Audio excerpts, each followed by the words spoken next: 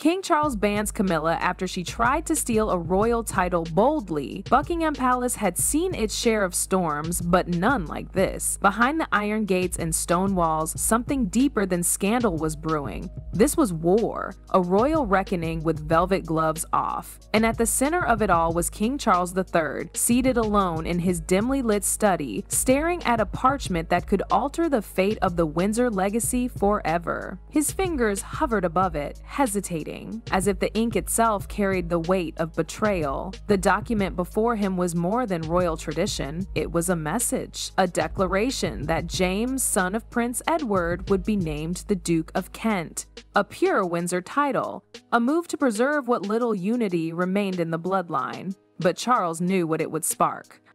Because while this was meant to solidify the family's future, it was also a silent dagger to Queen Camilla's heart. Camilla had never been one to sit quietly while history wrote her out of the script. She had endured enough humiliation, being painted as the outsider, the scandalous woman who slipped into royalty's cold embrace through fire and ash. But now, watching her family sidelined once again, she wasn't just angry, she was done. And while Charles hesitated with that parchment, Camilla was already 10 moves ahead. She'd overheard the whispers. Her courtiers fed the wine. The grand hall shimmered under golden chandeliers, their light reflecting off polished floors like ripples before a storm. Every corner of the palace whispered anticipation, as if the stones themselves knew something seismic was about to unfold. Dignitaries, royals, and carefully curated guests filled the seats in elegant silence, waiting for the ceremony to begin. The official program, sealed and printed with the royal crest, bore the name James Alexander Philip Windsor, Duke of Kent. But nowhere in the palace did the queen consort's name appear. King Charles stood in his ceremonial crimson, every inch the monarch, composed, controlled, commanding. But inside, his pulse beat like a war drum. He'd executed the plan in silence. The time of the ceremony had been altered. The only people informed were Edward, James, and 2 trusted aides. Not even the chief of protocol knew until the final hour. There would be no interference. Not today. Aides moved briskly, unfurling the red carpet along the marble aisle, while Edward adjusted James's collar. The boy looked both regal and nervous, his Windsor blood undeniable. Charles gave a nod to his brother. Today, their house would not falter. Then came the sound. The unmistakable echo of high heels striking marble, steady and unhurried. Camilla entered, dressed in black silk from neck to toe, a wide-brimmed feathered hat casting a shadow over her eyes. Beside her walked Freddie, dressed in a royal blue suit, his hand tucked into hers, unaware of the storm building around him. The chatter in the room dimmed into silence as the doors closed behind them. Camilla scanned the room. She expected pre-ceremony murmurings, maybe even resistance, but instead, she saw a scene already in motion. Guests seated, banners raised, the king standing with James at the head of the hall. Her eyes narrowed. Something was wrong. Still, she held her posture, her hand tightening around Freddie's. She moved forward slowly, every step calculated. She hadn't come just to watch. She came to make a statement, to place her grandson in the visual center of a royal event and let the press capture what Charles refused to accept. But Charles was already ready. He raised his hand, commanding silence. "Today we honor tradition," his voice rang, calm but firm, "and we mark a legacy that strengthens the heart of this kingdom." Applause followed as James stepped forward, head bowed respectfully. Charles lifted the decree, reading aloud the official title. But then he paused. His eyes scanned the room until they found Camilla's. "And before we continue," he said, voice dropping to a weighty tone, "there is something I must address, a matter of integrity." Gasps fluttered through the hall. He raised another document, an aged parchment, the seal cracked but unmistakable. "A directive was delivered to senior staff under my name, canceling this ceremony. It was forged, an act of deception, an attempt to sabotage a sacred royal tradition." The room fell into a stunned silence. Camilla's jaw tensed. Her fingers flexed involuntarily. Freddie, sensing something wrong, tugged at her sleeve. "Charles!" Didn't blink. "I hold evidence," he continued, voice unwavering. "Payments made from private accounts. Secret communications with palace staff. A coordinated effort to delay, disrupt, and deceive."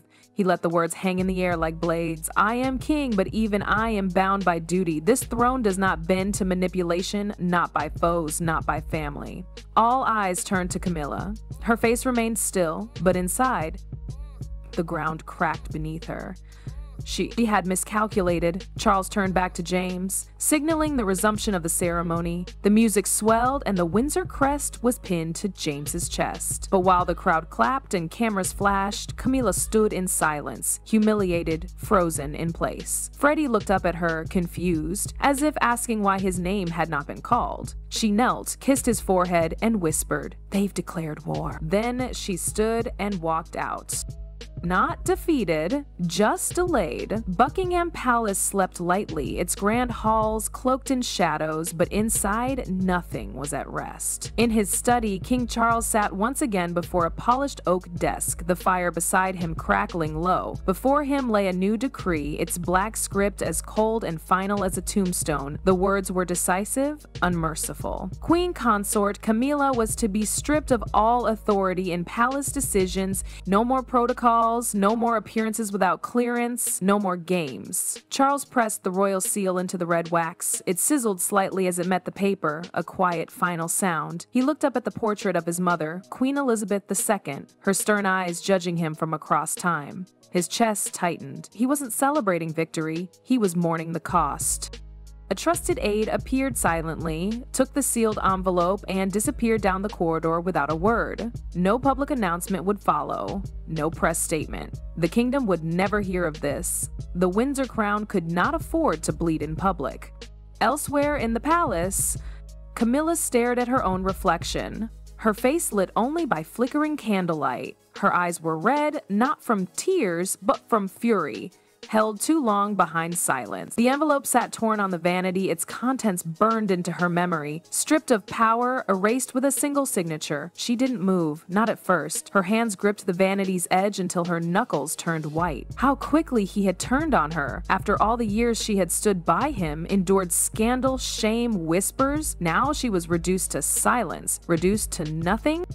Her gaze shifted to the black feathered hat resting on the stand beside her. Once a symbol of strength and elegance, it now felt like a mockery. She reached out, ran her fingers across its soft bristles, and then slammed it to the ground. The hat fell silently, feathers scattering like dead leaves. Her chest heaved. "He thinks I've lost," she whispered, voice sharp as shattered glass. "But I've only begun." In the days that followed, Camilla became a ghost in the palace. No public sightings, no press appearances, but behind the walls she moved like smoke. Freddie was still her hope, her reason. She arranged for private tutors, royal etiquette lessons, posture training, history. Not Windsor history, her own. One morning, in a quiet garden on the palace grounds, she sat beside Freddie on a stone bench. The boy played with marbles, unaware of the weight resting on his grandmother's shoulders. Camilla watched him closely, memorizing his laugh, the light in his eyes, the way he spoke with confidence like someone born for more. She leaned in, voice low. "You'll be king one day, Freddie. Maybe not the way they planned, but you'll wear a crown. A different one they can't take from you." Freddie blinked at her, not fully understanding. But he smiled anyway, and that was enough. Meanwhile, inside the palace, Charles tried to carry on. He met with diplomats, hosted councils, fulfilled his role as monarch, but something had shifted. A tension lingered in every conversation. Camilla's silence was louder than any outburst. The press whispered about her absence, staff walked on eggshells, even Prince William kept his distance, unsure whether to feel victory or dread. At night, Charles would return to the study and stare at the torn letter Camilla had once left behind, the forged one. He hadn't thrown it away. He didn't know why. He only knew that something had broken between them, something old, something fragile. And though the battle seemed won, the war was far from over. In the palace's quietest corners, shadows moved, and Camilla, stripped of titles, still held something more dangerous than power: patience.